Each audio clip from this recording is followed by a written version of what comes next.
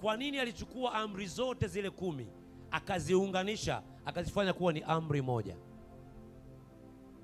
Kwa nini alichukua zile sheria 613 ambazo zilikuwa zinaongoza wana wa Israeli katika Torati ya Musa aliyopewa kwa mkono wa malaika? Kwa nini akazifanya zote ikawa ni amri kuu, na ya kwanza ikawa ni upendo? Akasema ni hivi: mpende Bwana Mungu wako kwa moyo wako wote na kwa nguvu zako zote, na mpende nani? Jirani yako. Ni kwa sababu upendo ndio una nguvu.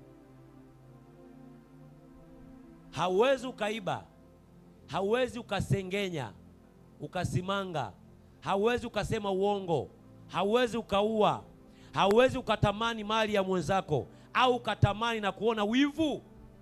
Unajua wivu ni uchawi. Ukaona wivu kwa ajili ya mwenzako.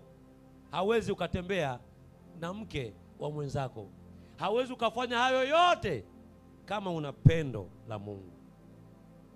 Na pendo la Mungu, sisi upendo wetu kwa Mungu tumesema manake nini?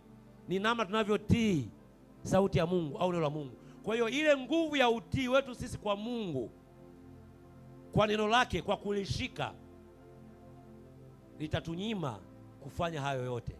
Hiyo ndio itaonyesha kwamba sisi tuna upendo wa nani? Kwa Mungu. Na tunavyowapenda wengine, Biblia imesema